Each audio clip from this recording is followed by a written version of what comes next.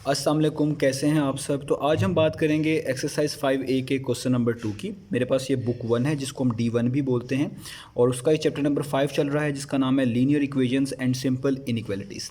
तो इससे पहले मैं क्वेश्चन नंबर 1 अपलोड कर चुका हूँ, वो आप लोग देख सकते हैं। अब हम स्टार्ट करते हैं क्वेश्चन नंबर 2 को। तो क्वेश्चन नंबर 2 में भी बिल्कुल क्वेश्चन नंबर 1 की तरह लिखा हुआ है solve each of the following equations. तो हमने इन इक्वेशंस को सॉल्व करके दिखाना है जो यहाँ पे ए से लेकर पार्ट नंबर जे तक लिखी हुई हैं। तो बिल्कुल सेम प्रोसेस जो यहाँ पे यूज़ किया है उसी तरीके का मिला जुला प्रोसेस यहाँ पे भी यूज़ करना पड़ेगा। तो मैं जो जितने भी पार्ट्स लिखे हुए हैं इसमें से जो टफ़ पार्ट्स होंगे वो मैं कोशिश करूँगा यहाँ पे वीडियो में करवा दूँ। जो रह जाएंगे वो आप लोग खुद से ट्राई करिएगा, मुझे कमेंट सेक्शन में बताइएगा। अगर आपको किसी में इशू आएगा तो मैं इंशाल्लाह कोशिश करूँगा आपको किसी भी तरीके से गाइड कर सकूँ। तो आइए स्टार्ट करते हैं क्वेश्चन नंबर 2 को। तो आप देख सकते हैं यहाँ पे मैंने पार्ट नंबर ए लिख लिया है। तो पहले पार्ट नंबर ए को समझते हैं कि इसमें यहाँ पे लिखा क्या हुआ है। यहाँ पे लिखा हुआ है 4x, यानी 4x से मल्टीप्लाई हो रहा है और यहाँ पे इक्वलिटी का साइन लगा हुआ है और यहाँ पे लिखा हुआ है -28। हमने बेसिकली अननोन जो है वो फाइंड आउट करना होता है, यानी जो x लिखा हुआ है ये हमने फाइंड आउट करके दिखाना है। तो इसके दो प्रोसीजर हो सकते हैं, इसको समझने के दो तरीके हो सकते हैं। एक तरीका तो ये है, मैंने जिस तरह क्वेश्चन नंबर 1 में बताया था कि आपने जो भी चीज़ फाइंड आउट करनी होती है आपने उसको आइसोलेट करना होता है, उसको अलग करना होता है, बाकी सारी चीज़ों को एक तरफ अलग करना होता है। तो यहाँ पे इस x के साथ 4 आ रहा है, हमें इस 4 को यहाँ से ख़त्म करना है तभी हम x की वैल्यू निकाल पाएंगे। तो उसका एक तरीका तो ये है समझने का कि आप देखें यहाँ पे 4x से मल्टीप्लाई हो रहा है। जो भी चीज़ यहाँ पे किसी के साथ मल्टीप्लाई हो रही होगी तो उसको जो है आप वहाँ पे इक्वेशन के दूसरी साइड पे जब मूव करेंगे तो वो डिवाइड हो जाएगी। जिस तरह यहाँ पे 4x से मल्टीप्लाई हो रहा है तो यहाँ पे जब आप इसको मूव करेंगे तो ये क्या हो जाएगा, ये डिवाइड हो जाएगा। इसको हम बोलेंगे कि ये डिवाइड हो गया। दूसरा प्रोसेस इसका समझने का ये होता है कि यहाँ पे अगर आपने 4 को ख़त्म करना है तो इसका तरीका ये है कि दोनों तरफ आप 4 से डिवाइड करवा दें। तो मैं भी यहाँ पे यही करने लगा हूँ कि किसी भी चीज़ का अगर आपके पास ऐसा सिनेरियो बने कि यहाँ पे जस्ट कोई एक टर्म लिखी हो और यहाँ पे भी एक टर्म लिखी हो, तो यहाँ पे कोई चीज़ आपने रिमूव करनी हो तो आप उस चीज़ से उसको डिवाइड करवा दें। तो इसका सोल्यूशन क्या होगा, क्योंकि मुझे यहाँ से 4 को हटाना है तो मैं बोथ साइड्स पे 4 से डिवाइड करवा देता हूँ।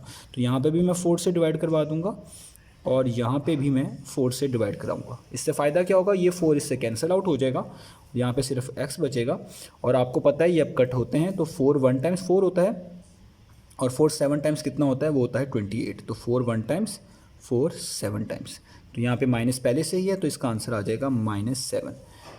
बाकी अगर आप इसको वैसे भी देखते कि 4 यहाँ पे लाके डिवाइड करवा देते तब भी इसका आंसर यही आता। तो मैंने दोनों तरीके इसलिए बता दिए कि आप में से जिसको जो बेहतर लगे वो उसको ऑप्ट कर सकता है। तो ये था इसका पार्ट नंबर 8 सिंपल सा। अब इसका बी पार्ट करते हैं।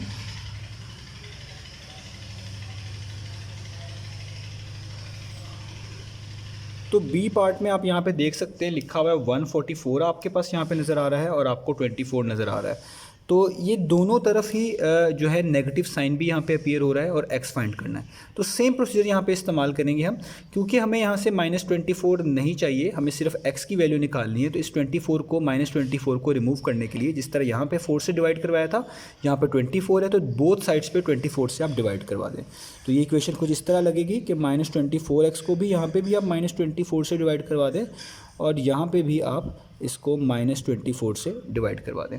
तो इससे क्या होगा, ये -24 इससे कैंसिल हो जाएगा, यहाँ पे x आ जाएगा, ये माइनस और माइनस भी एक तरह का कैंसिल हो जाएगा, यहाँ पे से कह लें ये प्लस हो जाता है, माइनस माइनस प्लस हो जाता है। तो यहाँ पे 144 और 24 जो है वो बचेगा। तो 24 1 टाइम्स 24 6 टाइम्स 144 होता है। तो इसका मतलब है यहाँ पे आंसर आ जाएगा 6। तो ये आपके पास पार्ट नंबर बी का आंसर आ गया कि x किसके इक्वल है, वो 6 के इक्वल है। तो ये था हमारे पास का पार्ट नंबर बी। अब हम चलते हैं इसके पार्ट नंबर सी की तरफ। तो यहाँ पे आगे ही कर देता हूँ। तो पार्ट नंबर सी में लिखा हुआ है हमारे पास 3x - 4 इज़ इक्वल टू 11। तो इस वाले पार्ट को हम किस तरीके से करेंगे, तो इस वाले पार्ट का जो सोल्यूशन होगा उसमें हमें पहले x को अलहदा करना है, जिस तरह यहाँ पे x को अलहदा करना है। लेकिन यहाँ पे प्रॉब्लम ये है कि यहाँ पे -4 भी आपके पास आ रहा है। तो इस -4 को पहले वहाँ पे मूव करेंगे, उसके बाद इस 3 को रिमूव करेंगे तो x ऑटोमेटिकली आइसोलेट हो जाएगा, अलग हो जाएगा। तो पहले इस -4 को वहाँ पे मूव कर लेते हैं। तो इस -4 को वहाँ पे मूव करने की भी दो प्रोसीजर है। या तो सिंपल ये देखिए कि इस नंबर के पीछे कौन सा साइन है, ये सब्ट्रैक्ट हो रहा है तो वहाँ जाके क्या हो जाएगा, ऐड हो जाएगा। तो हम ये कर लेते हैं। तो इसको हम लिख लेते हैं 3x। तो यहाँ पे 4 सब्ट्रैक्ट हो रहा है, यहाँ पे पीछे माइनस का साइन है। तो इसको जब हम इक्वेशन के दूसरी तरफ मूव करेंगे ये ऐड होगा, क्योंकि साइन बदल जाते हैं, माइनस हो तो प्लस हो जाता है, प्लस हो तो माइनस हो जाता है। तो आप 11 + 4 कर लें तो ये आपके पास आ जाएगा 15। और यहाँ पे 3x वैसे रहेगा। अब ये क्वेश्चन बिल्कुल इस तरह ही के सिमिलर क्वेश्चंस जैसे हो गए हैं, इन दोनों जैसे हो गए हैं। यहाँ पे आप या तो दोनों तरफ 3 से डिवाइड करवा दें तो भी ठीक है, या आप जस्ट इस तरह देख लें कि 3 और x मल्टीप्लाई हो रहे हैं और इक्वेशन की दूसरी साइड पे जाएगा 3 तो वहाँ जाके डिवाइड हो जाएगा। तो मैं यहाँ पे क्या करने लगा हूँ, इनको दोनों तरफ 3 से डिवाइड करवा देता हूँ बिल्कुल इन क्वेश्चंस की तरह, ताकि ये यहाँ से x के साथ 3 ख़त्म हो जाए। तो यहाँ पे x बचेगा और 3 1 टाइम्स 3 5 टाइम्स 15 होता है, यहाँ पे 5 बचेगा। तो x का आंसर आपके पास कितना हो जाएगा, 5 आ जाएगा। तो ये था हमारे पास इसका पार्ट नंबर सी। अब पार्ट नंबर डी बिल्कुल इसी तरीके से आपने करना है, उसमें बस यहाँ पे आपके पास 9x लिखा हुआ है, बाकी सारी चीज़ें इसी तरीके से अरेंज होंगी कि पहले जो चीज़ यहाँ पे लिखी होगी उसको यहाँ पे मूव करना पड़ेगा और एंड पे किसी नंबर से डिवाइड करना पड़ेगा। तो वो आप लोग खुद से ट्राई करिएगा। मैं इसका पार्ट नंबर ई करता हूँ। तो पार्ट नंबर ई मैं यहाँ पे लिख लेता हूँ, वो लिखा हुआ है 12 minus 7x is equal to 5। तो यहाँ पे भी हम ये प्रोसीजर इस्तेमाल करेंगे जो हमने ऊपर भी बताया है कि जो वैल्यू निकालनी होती है उसको सेपरेट करना है। जब आप उसको सेपरेट करेंगे तो ही आपको ऑटोमेटिकली उस चीज़ की कीमत पता चल पाएगी।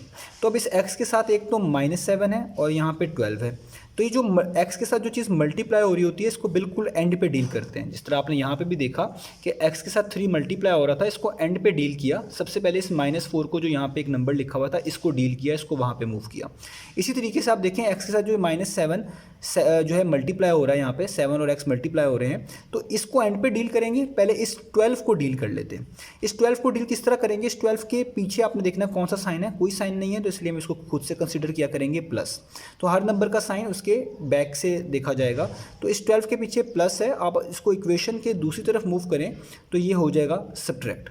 तो याद रखिएगा इस इक्वेशन के ये बैक वाला साइन हम देखते हैं। तो अगर तो ये वहाँ पे ऐड है, यहाँ पे 12 के साथ एडिशन का साइन है, जब आप इसको इक्वेशन के दूसरी तरफ मूव करेंगे तो आप इसको बोलते हैं ये सब्ट्रैक्ट होगा, यानी यहाँ पे 12 माइनस होगा। तो अब यही काम करने के लिए हम इसको किस तरह लिखेंगे, हम इस 12 को एक तरह का वहाँ पे भेज देंगे, मूव करवा लेंगे। तो ये अब यहाँ पे बचेगा सिर्फ -7x और ये जो 5 है वैसे का वैसे, और ये 12 हमने सब्ट्रैक्ट करवा दिया, 12 हमने सब्ट्रैक्ट करवा दिया। ये +12 था एक तरह का, इसको ऐसे भी बोल सकते हैं कि ये -12 हो गया यहाँ पे आके, और इसको ऐसे भी कह सकते हैं कि हमने दोनों साइड पे 12 को सब्ट्रैक्ट करवाया। जब यहाँ पे 12 को 12 में से सब्ट्रैक्ट करवाया होगा तो वो 0 हो गया और यहाँ पे 12 आ गया। दोनों तरीके से हम इसको समझेंगे, मैं दोनों तरीके से बता भी रहा हूँ ताकि आपको इसकी अच्छी अंडरस्टैंडिंग डेवलप हो सके। अब यहाँ पे ये -7x वैसे ही रहेगा और इसके साथ कोई साइन नहीं है, प्लस है, तो प्लस माइनस क्या होता है, माइनस, यानी आपको 12 में से 5 को माइनस करना है। तो जब आप 12 में से 5 को माइनस करेंगे तो आपके पास आएगा 7, और साइन बड़ी वैल्यू का यूज़ करते हैं। 12 यहाँ पे बड़ी वैल्यू है और उसके पीछे वाला साइन उसका साइन होता है, यानी माइनस है, तो यहाँ पे भी आपको लगाना पड़ेगा -7। अब यहाँ पे सिर्फ x के साथ -7 बचा है, तो ये बिल्कुल इस जैसा क्वेश्चन बन गए हैं जो ऊपर करवाएं। आप दोनों तरफ -7 से डिवाइड करवा दें ताकि यहाँ पे x के साथ -7 ना रहे। तो यहाँ पे ये हो जाएगा, ये माइनस माइनस कैंसिल हो जाएगा, या आप कह लें माइनस माइनस प्लस हो गया है। 7 7 से कैंसिल हो गया, 7 1 टाइम 7 होता है, तो इसलिए यहाँ पे क्या आ जाएगा 1। तो ये हमारे पास आ गया इसके पार्ट नंबर ई का आंसर। तो अब इसका कोई और पार्ट हम ट्राई करते हैं, पार्ट नंबर एफ। आप लोग इसी पार्ट को देखते हुए करेंगे, उसमें भी जो चीज़ें मैंने इसमें समझाई है वही आप फॉलो करेंगे। अब हम इसका पार्ट नंबर जी देख लेते हैं। तो पार्ट नंबर जी में जो है लिखा हुआ है 4y minus 1.9 is equal to 6.3। तो ये क्वेश्चन में बस ये फ़र्क हुआ है कि यहाँ पे आपके पास डेसिमल आ गया है, बाकी सारी चीज़ें तो इसके अंदर आपके पास वैसी की वैसी ही हैं। तो वही बात जो यहाँ पे की थी कि जो चीज़ वेरिएबल के साथ मल्टीप्लाई हो रही है इसको एंड पे देखेंगे, ये जो कॉन्स्टेंट्स यहाँ पे लिख रहे होते हैं, ऐड सब्ट्रैक्ट हो रहे होते हैं, इनको पहले देखेंगे। तो 4y तो अभी हम वैसे ही रहने देते हैं, हमने यहाँ पे y की वैल्यू फाइंड करनी है। ये -1.9 को, क्योंकि इस इक्वेशन के पीछे माइनस है, जब वहाँ पे मूव करेंगे तो ये हो जाएगा ऐड, यानी 6.3 में ऐड करना पड़ेगा 1.9। इसको ऐसे भी समझ सकते हैं कि दोनों तरफ पे आप 1.9 को ऐड करवा दें, यहाँ पे भी, इससे ये कैंसिल हो जाएगा और यहाँ पे 6.3 प्लस 1.9 आ जाएगा। तो दोनों मैं चीज़ें बताता हूँ ताकि आपको दोनों तरीके से समझ आए।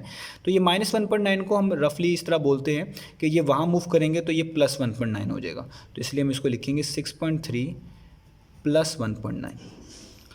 तो यहाँ पे आ जाएगा 4y। अब 6.3 में आप 1.9 को ऐड कर दें तो ये आता है 8.2। सिंपल ऐड करना है, 9 में 3 ऐड करेंगे 12 आएगा, 1 कैरी जाएगा, तो 6 + 1 7 और ये वाला 1 टोटल हो जाएगा 8, तो ये 8.2 हो जाएगा। अब यहाँ पे 4 लिखा हुआ है, तो इस 4 को y के साथ हटाने का तरीका सेम है जो बाकी क्वेश्चन में भी किया है कि दोनों तरफ आप 4 से क्या कर दें, डिवाइड। यहाँ पे कैंसिल हो जाएगा, तो यहाँ पे बचेगा 4। और अब आपको 8.2 को डिवाइड करना पड़ेगा 4 पे, तो जो आपका आंसर आएगा 2.05। ये जस्ट आपने क्या किया है, 8.2 को 4 पे क्या किया है, डिवाइड किया है, तो उससे आपको ये आंसर मिला है।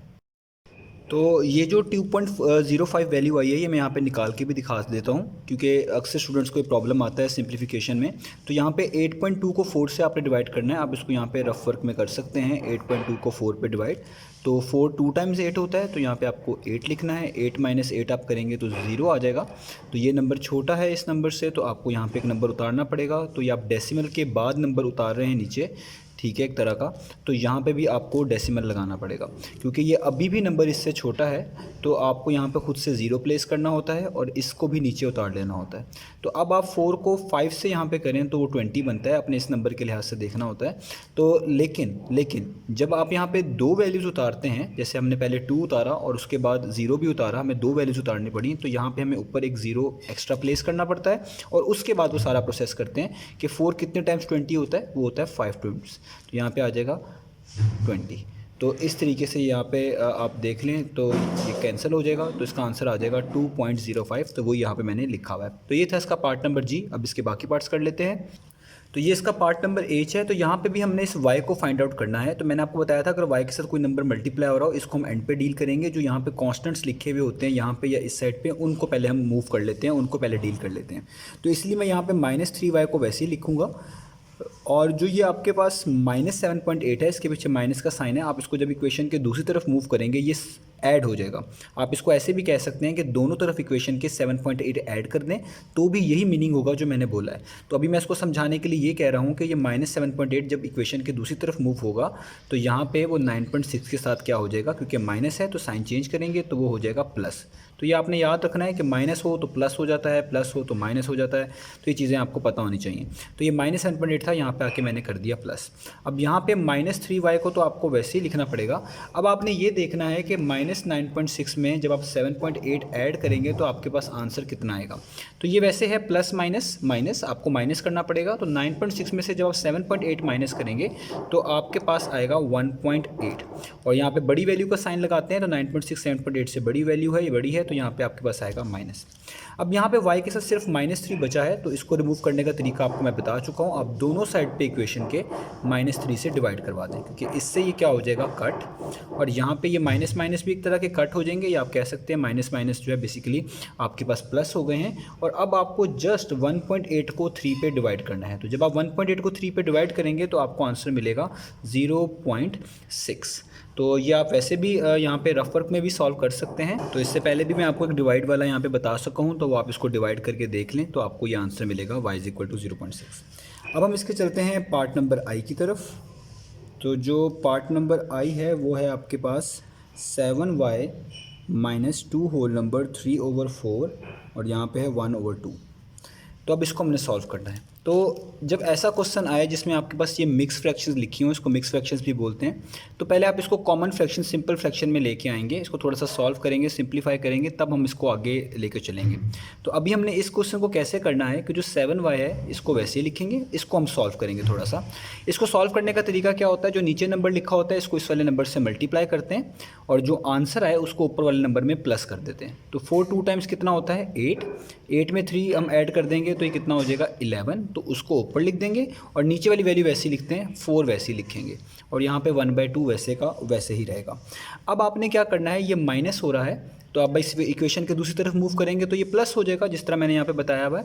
या आप ऐसे भी कह सकते हैं, दोनों साइड पे इक्वेशन के 11/4 को प्लस करवा दें, वो यहाँ से कट जाएगा और यहाँ पे लिखा रह जाएगा। तो दोनों मीनिंग से आप इसको समझ सकते हैं। तो अभी हम यही करेंगे कि ये माइनस है, इसको इक्वेशन के दूसरी तरफ मूव कर लें तो ये हो जाएगा ऐड, यानी सब ऐड होगा 1/2 में, और ये 1/2 वैसी का वैसे मैंने लिख लिया है। अब आपको यहाँ पे एलसीएम निकालना है 2 का और 4 का, क्योंकि ये दोनों ऐड हो रही हैं फ्रैक्शंस। तो एलसीएम निकालना बहुत आसान है, इसका एलसीएम 4 आएगा, लेकिन यहाँ पे निकाल के भी दिखा देता हूँ। 2 1 टाइम्स, 2 2 टाइम्स, फिर 2 1 टाइम्स और 1 वैसे ही। तो 2 2 टाइम्स कितना होता है, 4। तो इसको हम बोलते हैं एलसीएम। तो ये आपको निकालना आता भी है, तो यहाँ पर हम लिखेंगे एलसीएम 4। अब ये देखना होता है कि 2 कितने टाइम्स 4 होता है। वो जितने टाइम्स होता है उसको ऊपर वाले नंबर से मल्टीप्लाई करते हैं, क्योंकि 2 टाइम्स 4 होता है तो 2 टाइम्स आया आंसर में, यानी तो 2 को 1 से मल्टीप्लाई करेंगे तो कितना लिखेंगे, 2 लिखेंगे। 4 कितने टाइम्स 4 होता है? 4 1 टाइम्स 4 होता है, तो 1 आया आंसर में, तो 1 को 11 से मल्टीप्लाई करेंगे, 1 11 टाइम्स क्या होता है? 11। तो यहाँ पे 7y इक्वल आ जाएगा, 11 में 2 ऐड कर दें यानी 13 बना दें और नीचे आ जाएगा 4। अब यहाँ पे आपके पास जो है इस प्रोसीजर को हम किस तरीके से करेंगे, क्योंकि यहाँ पे फ्रैक्शन आ रही है, तो जब यहाँ पे फ्रैक्शन आ जाए आप इनको क्रॉस मल्टीप्लाई कर सकते हैं, वो थोड़ा सा इजी हो जाता है। आप 7y के नीचे खुद से 1 लिख लें और इनको क्रॉस मल्टीप्लाई कर दें। क्रॉस मल्टीप्लाई का मतलब है जो चीज़ यहाँ पे लिखी हुई है उसको इससे मल्टीप्लाई कर दें, जो यहाँ पे लिखी हुई है उसको इससे कर दें। ये तभी करते हैं जब यहाँ पे एक फ्रैक्शन लिखी हो सिर्फ और यहाँ पे भी एक ही फ्रैक्शन लिखी हो, इस तरीके से, तब हम इसको ऐसा परफॉर्म करते हैं। तो जब आप 4 को 7 से मल्टीप्लाई करेंगे तो 7 4 टाइम्स होता है 28, y वैसे ही आएगा।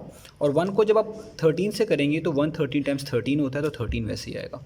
अब दोनों साइड पे 28 से आप डिवाइड कर दें, क्योंकि y के साथ 28 आ रहा है, यहाँ पे भी और यहाँ पे भी, ये कैंसिल हो जाएगा, तो यहाँ पे आंसर आ जाएगा y का 13 डिवाइडेड बाई 28। अब ये वाकई सॉल्व तो नहीं होता, इससे ज़्यादा ये कटिंग नहीं होती। अगर आप इसको पॉइंट में लिखना चाहें तो ये पॉइंट में आंसर आता है 0.464, वरना आप इसको ऐसे भी लिख लें तो ये काफ़ी है 13/28। तो ये हमारे पास y का इसका आंसर आ चुका है। तो अब इसका एक और पार्ट कर लेते हैं। तो ये इसका लास्ट पार्ट है, ये हम करने जा रहे हैं। तो इस पार्ट के अंदर भी आप देखें यहाँ पे पहले मिक्स फ्रैक्शन लिखी हुई है बिल्कुल इस पार्ट की तरह, तो इसको बिल्कुल इसी तरीके से हम सॉल्व करेंगे। तो मैंने आपको बताया है 2 1 टाइम्स करें, पहले 2 आता है, जो आंसर है उसमें ऊपर वाला प्लस कर दें, तो 2 में 1 प्लस करें तो आएगा 3, नीचे 2 वैसे ही रहेगा, और यहाँ पे आपको -2y वैसे ही लिखना है और 1/4 भी वैसे ही लिखना है। तो ये प्लस का 3/2 है, जब इस इक्वेशन के दूसरी तरफ मूव करेंगे तो ये माइनस हो जाएगा, यानी ये हो जाएगा 1/4 वैसे ही, और ये यहाँ के सब्ट्रैक्ट होगा, तो इसको आपको यहाँ पे सब्ट्रैक्ट करना पड़ेगा। तो अभी मैंने आपको ये सॉल्व करके बताया है 2 और 4 का एलसीएम आता है 4, तो यहाँ पे आप 4 ही लिख लें, यहाँ पे किया हुआ है वो मैं दोबारा नहीं कर रहा। 4 1 टाइम्स 4 होता है, आंसर आया 1, तो 1 को ऊपर वाले नंबर से मल्टीप्लाई करेंगे, वहाँ पे भी 1 है, तो 1 1 टाइम्स हो जाएगा 1। 2 टाइम्स 4 होता है, 2 आंसर आया, 2 को 3 से मल्टीप्लाई करेंगे, 2 3 टाइम्स 6 होता है, तो यहाँ पे लिख दिया 6। यहाँ पे लिखेंगे -2y, प्लस माइनस माइनस होता है, 6 में से 1 माइनस करें 5 आएगा, और साइन बड़ी वैल्यू का 6 बड़ी वैल्यू है, उसके पीछे माइनस का साइन है तो माइनस ही लगाएंगे, और नीचे आ जाएगा 4।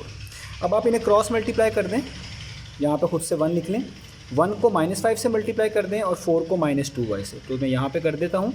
4 को -2y से करेंगे तो आएगा -8y, 4 2 8 होता है, और 1 को -5 से करेंगे तो आएगा -5। दोनों साइड पे -8 से डिवाइड भी कर दें, क्योंकि आपको y के साथ कुछ भी नहीं चाहिए, तो यहाँ पे भी -8 से कर दें, ताकि ये -8 क्या हो गया, कैंसिल, माइनस माइनस भी प्लस हो गया, कैंसिल हो गया एक तरह का। तो आपको इसका आंसर मिल गया y का 5/8। और अगर आप इसको पॉइंट्स में लिखेंगे तो 5 को 8 पे डिवाइड करें तो ये 0.625 आता है, वो भी आप इसका आंसर लिख सकते हैं। तो ये थे हमारे पास 5A के क्वेश्चन नंबर 2। उम्मीद करता हूँ आपको जो है समझ आई होगी। इंशाल्लाह नेक्स्ट वीडियो में मिलेंगे बाकी सॉल्यूशंस के साथ।